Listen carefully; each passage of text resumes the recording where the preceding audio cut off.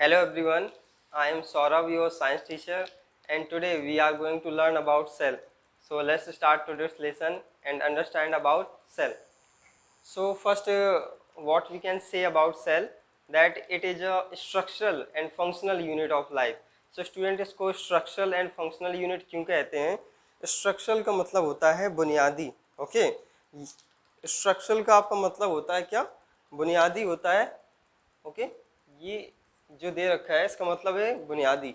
और functional unit का मतलब है कार्यात्मक, ठीक है? यानी कह सकते हो कि ये जब इसकी संरचना रखी गई, यानी शुरुआत हुई बनाने की इसको, तो जो सबसे पहले यूनिट आई वो कौन सी है? सेल है, ठीक है? हम सब लोगों की का फॉर्मेशन सेल से हुआ है, तो उसे भी याद रखना है। और फंक्शनल यूनिट ऐसे क्यों आ गया है? क्योंकि जो हमारी बॉडी वर्क परफॉर्म करती है, तो वो सबसे अगर छोटा लेवल देखें तो वो सेलुलर लेवल ही है, ठीक है? सेलुलर लेवल पे ही सबसे पहले वर्क स्टार्ट होता है। देन इसके बाद सेल साथ में मिलके टिश्यू से ऑर्गन से ऑर्गन सिस्टम, और ऑर्गन सिस्टम जब प्रॉपरली वर्क करते हैं, ठीक है, देन ऑर्गेनिज्म जो है वो सर्वाइव करता है। ओके, आगे देखते हैं। तो इतना क्लियर हुआ कि इसको स्ट्रक्चरल एंड फंक्शनल यूनिट क्यों कहते हैं? क्योंकि ये कार्यात्मक और संरचनात्मक दोनों तरह की इकाई है, इसलिए इसको स्ट्रक्चरल एंड फंक्शनल यूनिट कहते हैं। इसके बाद दूसरी जो चीज़ हमें स्टूडेंट समझनी है कि इसकी डिस्कवरी किसने की, सेल वर्ड को लेके कौन आया? तो इसकी डिस्कवरी की इंग्लिश साइंटिस्ट ने, जिनका नाम है Robert Hooke. Okay, Robert Hooke क्या कर रहे थे?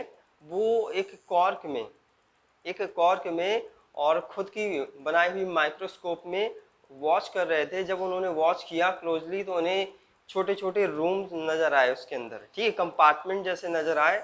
उन छोटे छोटे कंपार्टमेंट्स को उन्होंने एक नेम दे दिया, सेल। क्या नेम दे दिया? Cell.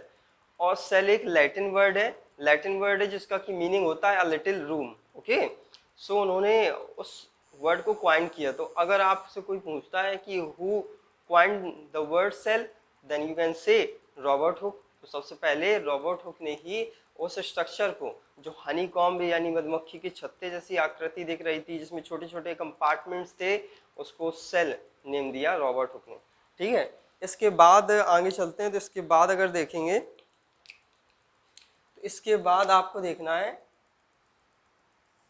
Living cell.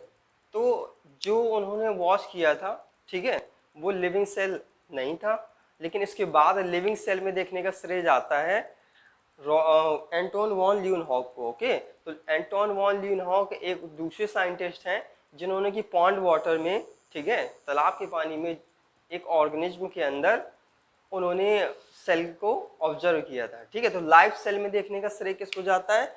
Anton van Leeuwenhoek. तो आपको याद रखना है कि एंटोन वॉन ल्यूनहॉक एक ऐसे साइंटिस्ट हैं जिन्होंने लाइफ सेल में इसको वॉच किया, ठीक है, लाइव सेल के अंदर डिस्कवरी की लाइव सेल की इन्होंने।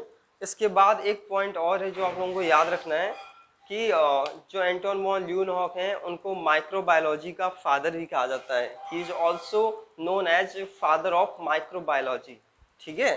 तो माइक्रोबायोलॉजी के उनको फादर कहा जाता है, वो आपको याद रखना। इसके बाद एक और टर्म आता है स्टूडेंट, न्यूक्लियस। तो न्यूक्लियस के बारे में अगर हम आपको बताएं तो न्यूक्लियस की इन्वेंशन तब हो पाई जब और भी ज़्यादा पावरफुल माइक्रोस्कोप सर्च की गई।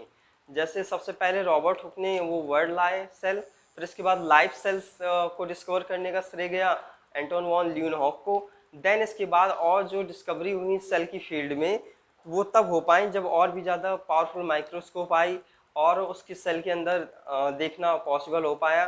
तो जब ऐसा पॉसिबल हुआ तो एक और साइंटिस्ट हैं जिनका नाम है रॉबर्ट ब्राउन। क्या नाम है? Robert brown. उन्होंने सेल के अंदर न्यूक्लियस जैसा कुछ होता है वो भी उन्होंने बताया, न्यूक्लियस के बारे में बताया, ठीक है? तो याद रखेंगे न्यूक्लियस के बारे में रॉबर्ट ब्राउन ने बताया, ठीक है? अब आगे चलते हैं, आगे देखेंगे अगर तो सेल थ्योरी के बारे में देखना है कि सेल थ्योरी है क्या, किसने दी, देखते हैं आगे। तो ये cell theory student, cell theory देने का श्रेय जाता है टू जर्मन साइंटिस्ट को, ठीक है? This theory is proposed by two German scientist, Schwann and Sweden. You can say Sweden and Swan. Sweden and Swan both are German scientists. Okay, so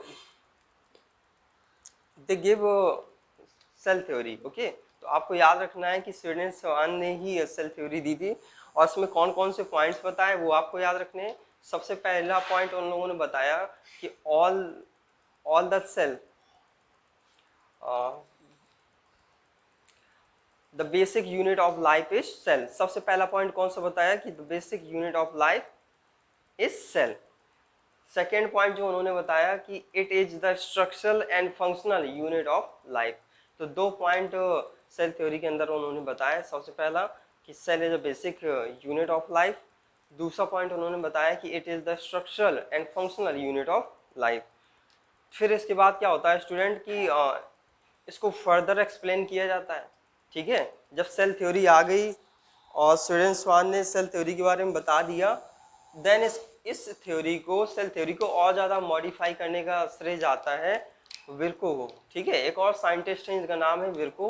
उन्होंने क्या किया कि इस सेल थ्योरी में एक थर्ड पॉइंट भी ऐड कर दिया. थर्ड पॉइंट क्या ऐड किया कि all the new sales comes from the pre existing cells. यानी जो भी नया सेल आता है वो प्री एग्जिस्टिंग सेल से आता है. ठीक है, तो प्री एग्जिस्टिंग सेल से आता है. ये एक और साइंटिस्ट विर्को ने बताया और सेल थ्योरी में वो थर्ड पॉइंट भी ऐड हो गया. तो आई होप कि यहाँ तक क्लियर हुआ होगा. इसके बाद अगर स्टूडेंट देखेंगे तो हम लोगों को ये समझना है कि स्मॉलेस्ट सेल कौन सा होता है. ठीक है, तो स्मॉलेस्ट सेल आपका होता है माइकोप्लाज्म. माइकोप्लाज्म का जो सेल होता है वो सबसे छोटा होता है. 0.1 माइक्रोमीटर होता है साइज इसका. इसके अलावा अगर आपसे पूछ दिया जाता है लार्जेस्ट सेल, तो लार्जेस्ट सेल में आप कह सकते हो ऑस्ट्रिच एग. ठीक है, लार्जेस्ट सेल में आपका ऑस्ट्रिच एग आता है जिसका साइज होता है 50 सेंटीमीटर. ठीक है, और भी कई तरह के जो सेल्स हैं उनमें से जो नर्व सेल है जो हमारी बॉडी के अंदर पाया जाता है उसका अगर साइज देखें तो वो 70 सेंटीमीटर होता है. ठीक है, तो डिफरेंट शेप्स के हो सकते हैं. देखो अलग अलग जो ऑर्गेनिज्म होते हैं उनमें सेल का साइज डिफरेंट होता है. सभी में सेल का साइज अलग होता है. ओके, जैसे ऑस्ट्रिच एग में आपने देखा कितना बड़ा है और माइकोप्लाज्म में देखा तो कितना छोटा है. तो जो शेप एंड साइज हैं वो सेल के अलग अलग होते हैं अलग अलग ऑर्गेनिज्म में. अब आगे चलते हैं, हम लोग देखते हैं यूनिसेलर और मल्टीसेलर. Unicellular and multicellular. तो student unicellular organism are those organism which are made of single cell. You can say organism having only single cell to perform all the life activities are called unicellular organism. यानी ऐसे organism जिनकी की body single cell की बनी होती है और जितनी प्रकार की प्रोसेसें हैं वो सिंगल सेल ही परफॉर्म करता है. ऐसे जीवों को या ऐसे ऑर्गेनिज्म को हम यूनिसेलुलर ऑर्गेनिज्म कहते हैं. एग्जाम्पल के लिए जैसे आप अमीबा ले सकते हो. ठीक है, अमीबा है, पैरामीशियम है, यूग्लिना है, तो ये सभी आपके यूनिसेलुलर ऑर्गेनिज्म में आ जाएंगे. ओके, इसके बाद सेकंड दे रखा है मल्टीसेलुलर ऑर्गेनिज्म. तो multicellular organism are those organism whose body is composed of many cells. Okay, their body is made of many cells, that's why it is called multicellular organism. तो multicellular organism में कौन आता है? Multicellular में humans आते हैं, birds आती हैं. ठीक है, आपके एनिमल्स आते हैं, प्लांट्स आते हैं. ये सभी मल्टीसेलुलर ऑर्गेनिज्म है, इनकी बॉडी मल्टी सेल से बनी हुई है. ठीक है, आगे देखते हैं स्टूडेंट प्रोकैरियोट्स एंड यूकैरियोट्स.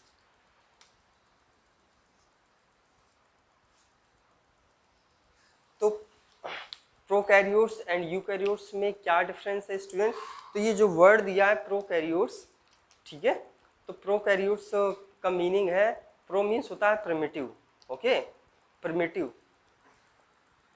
तो इसमें क्या होता है कि जो इसका न्यूक्लियस है वो वेल डिफाइंड नहीं होता. तो prokaryotes are those organism whose nucleus is not well defined. Well defined होने का मतलब क्या है? वेल डिफाइंड ना होने का मतलब ये है कि जो सेल है उसके अंदर जो न्यूक्लियस होता है, ठीक है, न्यूक्लियर मेम्ब्रेन उसकी नहीं होती है, इसलिए वो सेपरेट नहीं रह पाता, वेल डिफाइंड नहीं होता. समझ गए? तो जो प्रोकैरियोट्स होते हैं उसमें सेल की जो अंदर न्यूक्लियस पाया जाता है उसकी मेम्ब्रेन मिसिंग होती है, मेम्ब्रेन नहीं होती, ठीक है, न्यूक्लियर मेम्ब्रेन नहीं होती है, जिसकी वजह से उसको क्या कहते हैं, प्रोकैरियोट्स। यूकैरियोट्स के अंदर वेल डिफाइंड न्यूक्लियस पाया जाता है, यानी न्यूक्लियस होगा, सेपरेट होगा, उसमें न्यूक्लियर मेम्ब्रेन होगी, तो ये डिफरेंस होता है इन दोनों में, ठीक है, प्रोकैरियोट्स में और यूकैरियोट्स में। अगर कोई पूछता है then you can say prokaryotes do not have a well defined nucleus, okay, इसमें आप कहोगे it has a well defined nucleus, okay. तो ये पॉइंट्स हैं जो आप इनके बारे में बता सकते हो। और आपको ये भी समझना है कि जो प्रोकैरियोट्स हैं उसमें बैक्टीरिया आते हैं, आपके बैक्टीरिया आते हैं, और यूकैरियोट्स में जितने भी तरह के प्लांट्स हैं, एनिमल्स हैं, वो सारी चीज़ें आती हैं, ठीक है। अब चलते हैं आगे, प्लांट सेल के बारे में समझते हैं, देखते हैं प्लांट सेल में कौन कौन सी चीज़ें हैं, क्या क्या चीज़ें बताई गई हैं, ओके। ओके, तो देखते हैं प्लांट सेल के बारे में, आगे मूव करते हैं। स्टॉप स्टॉप मत करना, कोशिश करना। सो स्टूडेंट अभी देखते हैं प्लांट सेल के बारे में, और प्लांट सेल के बारे में आपको समझना है क्या क्या चीज़ें होती हैं, ठीक है। तो सबसे पहले स्टूडेंट प्लांट सेल में जो चीज़ आती है उसे कहते हैं सेल वॉल, ओके। सबसे आउटर जो मेम्ब्रेन होती है प्लांट सेल की, ये बाहर की मेम्ब्रेन आप देख रहे हो, इस मेम्ब्रेन को आप क्या कहते हो, सेल वॉल कहते हैं, ओके। जो सबसे बाहरी लेयर होती है सेल प्लांट सेल की, उसको सेल वॉल कहते हैं, और ये बनी होती है सेलुलोज की। किसकी बनी होती है, सेलुलोज की बनी होती है सेल वॉल। और इसका वर्क क्या होता है, what is the function of cell wall, then you can say it provide rigid and hard structure to the cell, okay. तो ये क्या करती है प्लांट सेल के लिए, सेल को क्या करती है, hard and rigid structure provide करने का काम करती है सेल वॉल। सेकेंड नंबर पे अगर स्टूडेंट देखें तो सेल मेम्ब्रेन या प्लाज्मा मेम्ब्रेन के बारे में बताया गया है। तो ये सेल मेम्ब्रेन या प्लाज्मा मेम्ब्रेन क्या है, सेल मेम्ब्रेन या प्लाज्मा मेम्ब्रेन को स्टूडेंट हम सिलेक्टिव परमेबल मेम्ब्रेन कहते हैं। It is called a selective permeable membrane because it allows certain material to enter और एग्जिट फ्रॉम द सेल, क्योंकि ये क्या करती है, कुछ सिलेक्टिव चीज़ों को ही सेल के अंदर और बाहर आने जाने देती है, इसलिए इसको हम सिलेक्टिव परमेबल मेम्ब्रेन भी कहते हैं, ठीक है। और ये किसकी बनी होती है, लिपिड की बनी होती है, फॉस्फोलिपिड की बनी होती है, फॉस्फोलिपिड। तो इतना आपको याद रखना है। इसके बाद में आगे अगर मूव करें,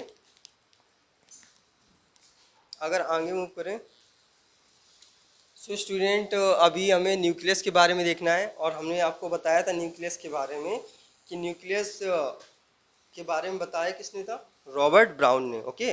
रॉबर्ट ब्राउन एक साइंटिस्ट हैं जिन्होंने न्यूक्लियस के बारे में हम लोगों को बताया था, ठीक। तो न्यूक्लियस में हमें क्या क्या चीज़ें समझनी है, देखो स्टूडेंट, न्यूक्लियस को सबसे पहले control centre of the cell कहते हैं, क्योंकि सेल के अंदर की सारी एक्टिविटीज़ को कंट्रोल एंड कोऑर्डिनेट करने का काम करता है, ठीक है। तो सबसे पहली चीज़ आप क्या बोलोगे कि it is the control centre of the cell. दूसरी चीज़ आपको क्या समझनी है, ठीक है, कि क्या क्या चीज़ें इसके अंदर होती हैं और बना किससे होता है, ठीक है। तो सबसे पहले अगर हम देखें तो जो न्यूक्लियस होता है इसकी आउटर मेम्ब्रेन आप देखो, ठीक है, ये मेम्ब्रेन जो आप देख रहे हो, ठीक है, इस सबसे बाहरी जो इसकी लेयर है, इस सबसे बाहरी लेयर को हम कहते हैं न्यूक्लियोप्लाज्म। क्या कहते हैं, इसको हम कहते हैं न्यूक्लियर मेम्ब्रेन, ओके। तो जो सबसे बाहरी लेयर होती है उसको हम न्यूक्लियर मेम्ब्रेन कहते हैं, आपको याद रखना है।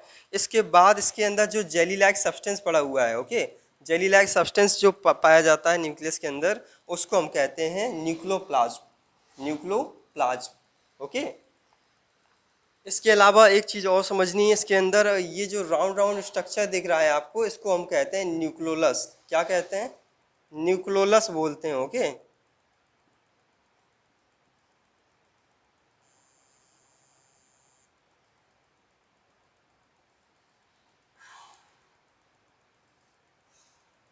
ठीक है, तो इसको न्यूक्लियोलस बोलते हैं। और कौन कौन सी चीज़ें इसके अंदर होती हैं वो भी आपको समझना है। तो ये आपको जो ये धागे जैसी संरचना नज़र आ रही है, इसको थ्रेड लाइक स्ट्रक्चर जो आपको नज़र आ रहा है, इसको हम क्रोमैटिन कहते हैं, ठीक है। और क्रोमैटिन अलग होके क्रोमोसोम बना लेते हैं, और क्रोमोसोम के अंदर एक चीज़ पाई जाती है स्टूडेंट, ओके, क्रोमोसोम के अंदर एक चीज पाई जाती है जिसे हम कहते हैं जीन्स। ओके, क्या कहते हैं? जीन्स कहते हैं। तो ये जीन्स क्या होता है? ये हेरिडिटी यूनिट होता है। हेरिडिटी यूनिट होता है जीन्स, जो कि पेरेंट्स से ऑस्प्रिंग में कैरेक्टर्स को ट्रांसफ़र करने का काम करता है। ठीक है। और एक चीज़ याद रखनी है आपको कि जो न्यूक्लियोलस होता है उसमें आपका पाया जाता है आरएनए। क्या पाया जाता है न्यूक्लियोलस में? आरएनए आपका पाया जाता है, आरएनए। ओके, आरएनए का फुल फॉर्म क्या है? आरएनए का फुल फॉर्म है राइबो न्यूक्लिक एसिड। ओके, फिर इसके बाद सेल के अंदर अगर और चीज़ें देखें तो इसके बाद आपको समझना है,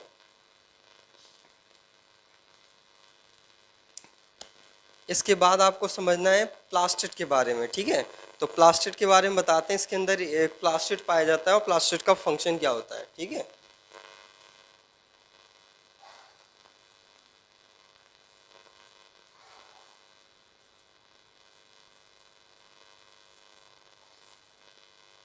so student, plastid is only found in plant cell. Okay, केवल प्लांट सेल में अकेले पाया जाता है। ठीक है, और either it gives colour to the plant और it store food for the plant. या तो ये कलर देता है प्लांट्स को और या फिर उसके लिए फूड स्टोर करता है। तो there are three types of plastid: chloroplast, chromoplast and leucoplast. Three types के आपके प्लास्टिड होते हैं, जिनमें से कि सबसे पहले टाइप का जो आपका होता है क्लोरोप्लास्ट होता है। It provide green colour to the plants due to the presence of a green pigment called chlorophyll. ये क्या करता है? प्लांट्स को ग्रीन कलर प्रोवाइड करता है। किसकी प्रेजेंस की वजह से? क्लोरोफिल की प्रेजेंस की वजह से। ठीक है। सेकेंड नंबर पे आपका आता है क्रोमोप्लास्ट। क्या आता है? क्रोमोप्लास्ट। ये क्या करता है? प्लांट्स को मल्टी कलर्स देता है।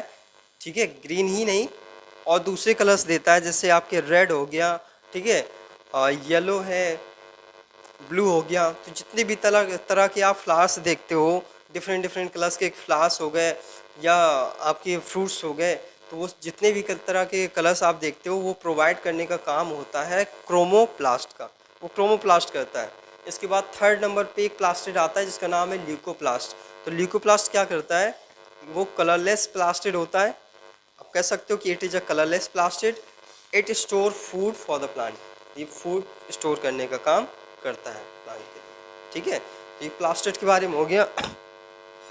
अब इसके बाद हम लोग देखेंगे माइटोकॉन्ड्रिया। माइटोकॉन्ड्रिया का वर्क क्या होता है?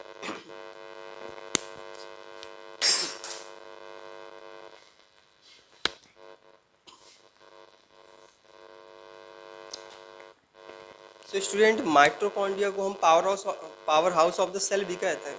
क्यों कहते हैं power house of the cell? Because it perform the process of respiration in which it break down the glucose and release energy. Okay, and this energy is in the form of ATP molecules.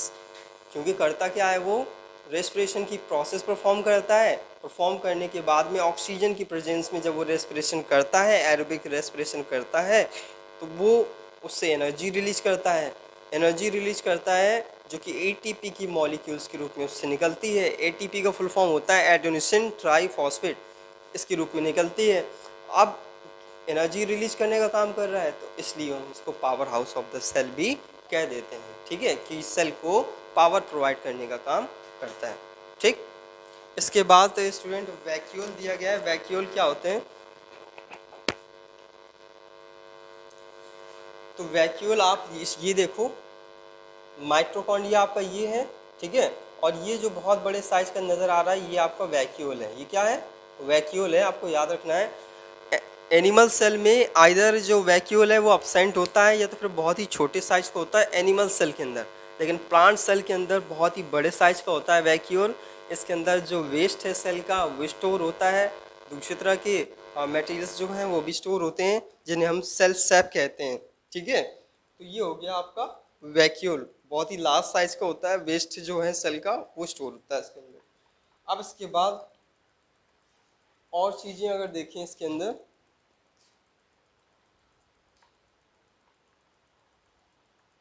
तो आपको ये समझना है, just wait. ये जो आप देख रहे हो स्ट्रक्चर जेली लाइक सब्सटेंस है, ठीक है। तो सेल के अंदर ये जो जेली लाइक सब्सटेंस है उसको हम साइटोप्लाज्म कहते हैं। क्या कहते हैं? साइटोप्लाज्म। याद रखना है आपको, इधर लिखे दे रहे हैं अलग से।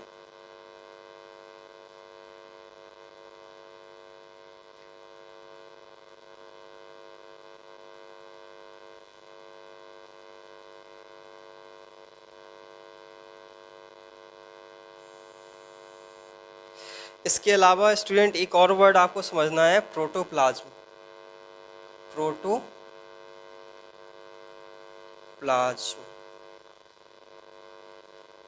प्रोटोप्लाज्म, तो प्रोटोप्लाज्म किससे बना है? दो चीज़ों से मिलकर बना है, न्यूक्लियस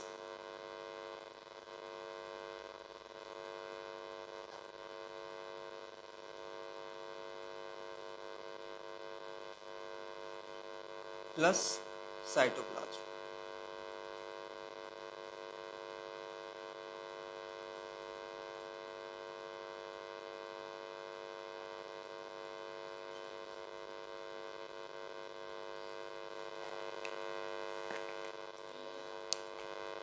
ठीक है स्टूडेंट, तो साइटोप्लाज्म जेली लाइक सब्सटेंस है जो सेल के अंदर पाया जाता है, ये आपको याद रखना है। एंड इसके बारे में आप बता सकते हो कि इट कंटेन्स सेल ऑर्गेनेल्स, ये सेल ऑर्गेनेल्स को कंटेन करने का काम करता है, ठीक है। तो इतनी चीज़ें आपको याद रखनी है। फिर मिलते हैं नेक्स्ट वीडियो में, जिसमें कि हम लोग डिस्कस करेंगे एनिमल सेल के बारे में। और बहुत सारी चीज़ें हैं, बहुत सारी इम्पॉर्टेंट इन्फॉर्मेशन है जो सेल के बारे में कवर करनी है। तो मिलते हैं पार्ट 2 पे, जिसमें कि और भी इंफॉर्मेटिव जो इसके बारे में नॉलेज है वो आपको मिलने वाली है, ठीक है। तब तक के लिए टेक केयर, गुड बाय।